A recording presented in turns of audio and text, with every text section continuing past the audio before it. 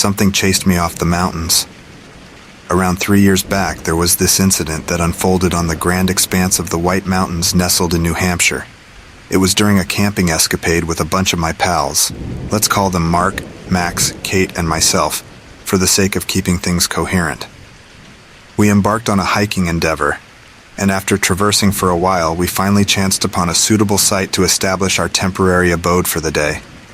Nothing particularly seemed off about the surroundings, save for a couple of tracks and animal paths we spotted. However, we dismissed these as old and not much of a bother.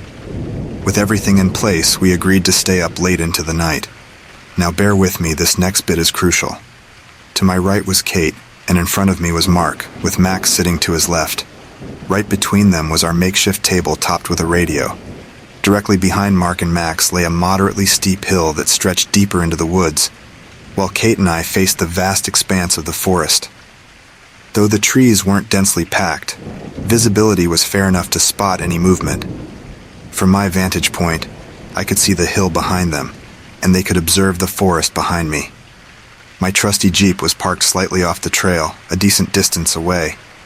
It was around 1 a.m., and we were just huddled by the fire, immersed in music, indulging in typical camping merriment. The notion of noise causing trouble was hardly a concern, given the absence of any nearby humans to fret about. Somewhere along the line, I began sensing an unsettling presence, as if eyes were on us. I grabbed my flashlight, trained it toward the forest, but nothing met my gaze. Kate noticed my gesture and inquired, "Did you see something?" "I didn't see anything." I assured her I hadn't either, and we carried on. Then came a moment when I glanced to my right, just past Kate, and could have sworn I caught a glimpse of something small. I shrugged it off, attributing it to probably being a tiny critter. But then, out of nowhere, from what seemed like mere feet away, I heard a sound, a charging sound. It was like something sprinting on dry grass. Instantly, I looked at Kate, and her expression told me she heard it too. Adrenaline surged through me as I sprang to my feet, turning around to confront absolutely nothing. There was nothing there. By this point, both Mark and Max had also sprung up, inquiring in a bewildered frenzy. I swiftly recounted, "I just heard something rushing at me," ensuring them I wasn't playing games. Without delay, we threw more wood on the fire to make it blaze higher. Our voices rang out in the night, echoing into the woods, as we contemplated the possibility of an approaching bear. Then eerie noises emerged from the hill. This unnerved me deeply because it seemed implausible for whatever it was to move around us without being seen. Enough was enough. We decided to bail and wasted no time in making a beeline out of there. While Mark was busy tending to the fire, we started beating a hasty retreat. As we were on the move, I pointed my flashlight toward the source of the noises on the hill. To my shock, a pair of white eyes reflected the light, the creature behind the boulder.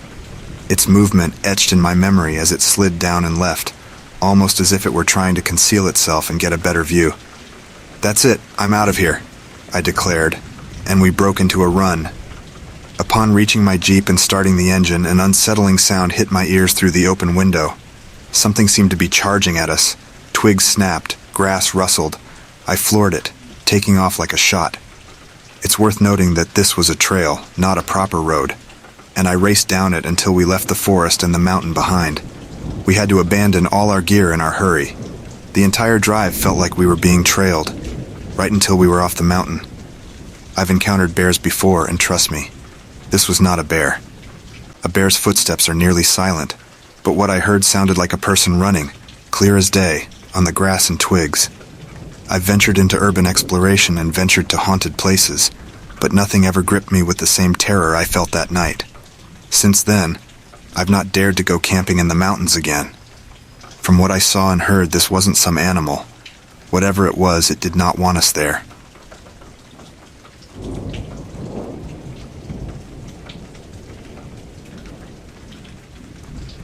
On a frosty winter night, I found myself bunking down at my grandma's old farmhouse, situated out in the countryside.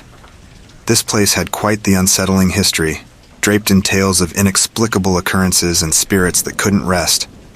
As I cozied up in the guest room, there was this lingering sensation that someone or something was keeping an eye on me. The endeavor to doze off proved futile as faint whispers reverberated through the hallway. My heart set off at a gallop, and I clung onto the covers, trying my darndest to convince myself it was just the wind playing tricks. But those whispers gained in intensity, and I could distinctly make out the icy words, as though they were being whispered right into my ear. Fear gripping me, I left my bed and trailed the eerie sound. It led me to the attic, a dusty realm that had long been neglected, and there lay an old Ouija board cloaked in cobwebs.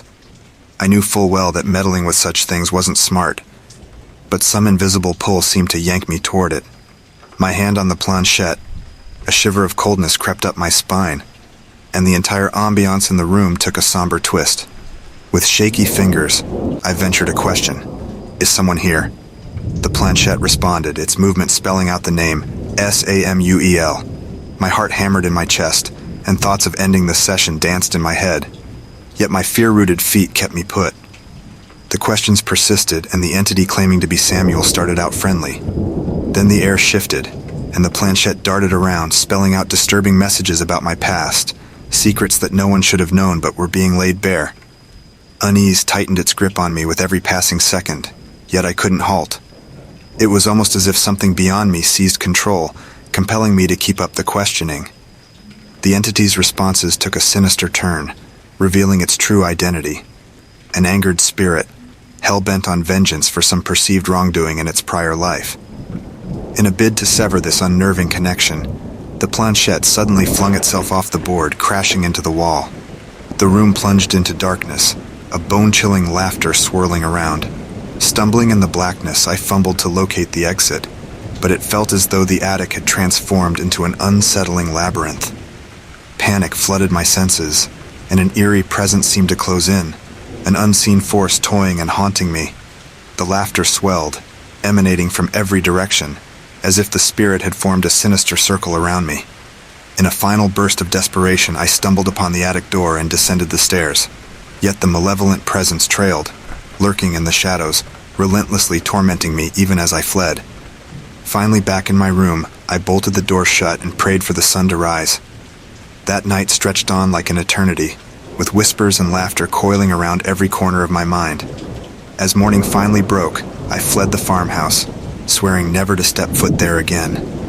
The ghastly encounter with the supernatural left a scar on my psyche, a permanent reminder of the malevolent spirit named Samuel, proof that there exist enigmatic, unexplainable forces in this world that are beyond our grasp.